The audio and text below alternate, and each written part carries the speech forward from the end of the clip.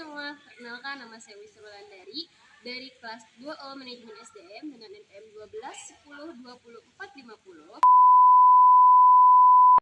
50. Nah, pertemuan kali ini aku akan membahas mengenai human capital atau modal manusia. Nah, selanjutnya ada arti dan pentingnya human capital nih teman-teman. Istilah human capital sendiri pertama kali nih dikemukakan oleh seorang ekonom yang bernama Tidor yang berpendapat bahwa peningkatan kesejahteraan pada perusahaan tidak bergantung pada tanah, peralatan, energi, sumber daya, melainkan pada kompetensi pengetahuan dari pegawainya nih teman-teman. Kemudian ia juga mendeskripsikan bahwa human capital sebagai kemampuan sumber daya manusia yang diperoleh melalui investasi pada sumber daya manusia, yang mendeskripsikan bahwa human capital terdiri dari 4 hal, yaitu yang pertama kemampuan, yang kedua perilaku, yang ketiga usaha, dan yang keempat itu waktu. Dan semuanya ini dimiliki dan dikendalikan sepenuhnya oleh pegawai nih teman-teman. Nah, untuk mendeskripsikan human capital sebagai kombinasi dari keempat faktor tersebut, ada beberapa faktor juga nih teman-teman, yaitu yang pertama karakteristik atau sifat yang dibawa pada pekerjaan, misalnya inteligensi, energi, sikap positif, keandalan, maupun komitmen. Yang kedua, kemampuan seseorang untuk belajar, yaitu adanya kecerdasan, imajinasi, kreativitas, ataupun bakat. Dan yang terakhir, ada motivasi untuk berbagi informasi dan pengetahuan, yaitu semangat tim dan orientasi tujuan. Nah, selanjutnya ada peran human capital nih teman-teman.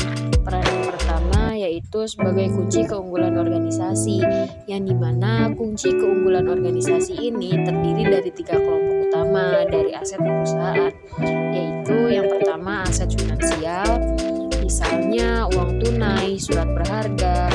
Aset juga disebut dengan financial capital. Dan yang kedua ada aset fisik, yang terdiri atas peralatan, gedung, tanah, dan lain-lain. Dan yang terakhir ada aset tak berwujud, yaitu modal organisasi, aliansi bisnis, pelanggan, merek, reputasi, dan modal intelektual. Peran yang kedua yaitu hubungan kompetensi karyawan dengan human capital. Dalam meningkatkan kompetensi karyawan, tantangan utama yang harus diperhatikan yaitu kompetensi harus sesuai dengan strategi bisnis, dan kompetensi perlu diciptakan melalui lebih dari satu mekanisme. Ada 5 cara nih teman-teman untuk meningkatkan kompetensi karyawan. Yang pertama ada membeli atau mengganti SDM yang lama dengan yang baru dan memiliki kualitas yang lebih baik nih teman-teman. Nah, yang kedua ada membangun.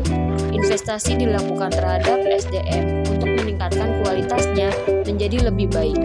Yang ketiga ada meminjam, yaitu penggunaan konsultan atau partner efektif memungkinkan bagi berbagai pengetahuan dan desain kerja baru. Yang keempat ada melambung, yaitu perusahaan harus mengeluarkan karyawan yang bekerja di bawah standar. Dan yang terakhir ada mengikat nih teman-teman, yaitu mengikat karyawan jangan keluar melupakan tindakan kritis pada semua tingkatan nih teman-teman.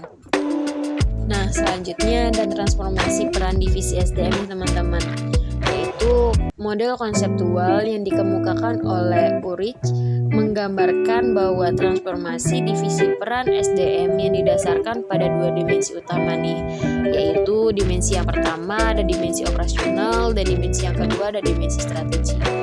Dari 2 dimensi ini akan muncul 4 peran sumber daya manusia, yakni yang pertama ada strategi partner, yaitu Departemen SDM harus mampu menjadi partner bagi manajer lini dan manajer lainnya dalam mengeksekusi strategi dan membantu merealisasikan perencanaan. Yang kedua ada administrative expert, yaitu membantu tercapainya efisiensi administratif dan memastikan bahwa kos dapat dikurangi dan kualitas tetap terjaga secara kontinu. Yang ketiga ada employee campaign, yaitu Departemen SDM harus dapat menunjukkan komitmennya terhadap manajemen dan pada waktu yang bersama untuk berusaha meningkatkan konstruksi karyawan lebih besar. Yang keempat ada change again, yaitu di mana Departemen SDM harus dapat menjadi agen perubahan yang kontinu, membantu proses-proses dan kultur secara bersama, meningkatkan kapasitas organisasi untuk lebih baik. Nah, selanjutnya mengidentifikasi human capital. Ada 2 yang mendukung kontribusi investasi human capital ke dalam perusahaan. Yang pertama, karyawan dengan human capital tinggi lebih mungkin memberi layanan konsisten dan kualitas tinggi, sehingga perusahaan tempat mereka bekerja dapat mempertahankan pelanggan atau menarik pelanggan baru. Yang kedua, pelanggan potensial dapat menggunakan kualitas human capital dari karyawan perusahaan sebagai alat penyaring untuk memilih layanan yang mereka sediakan.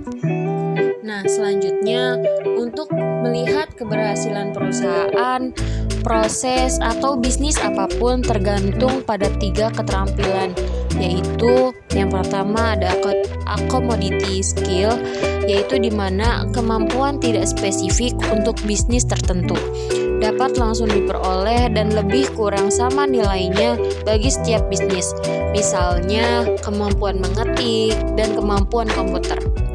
Yang kedua ada leverage skill, yaitu pengetahuan yang meskipun tidak spesifik untuk perusahaan industri, namun tetap relatif lebih berharga bagi perusahaan tertentu daripada perusahaan lain. Misalnya masalah programmer di bank berbeda nilainya dengan programmer di perusahaan komputer. Yang terakhir ada property skill, yaitu pengetahuan spesifik bagi perusahaan, misalnya hak paten dan hak merek. Nah, akhirnya selesai juga nih teman-teman materi yang kita bahas pada video kali ini. Semoga apa yang aku paparkan itu bisa bermanfaat dan menjadi baik juga untuk teman-teman semua. Terima kasih teman-teman yang udah mau mendengarkan dan sudah mau menyimak tentang materi human capital kali ini. Dan jangan lupa ketika setelah menonton video ini, jangan lupa like, comment, subscribe, dan share ya teman-teman.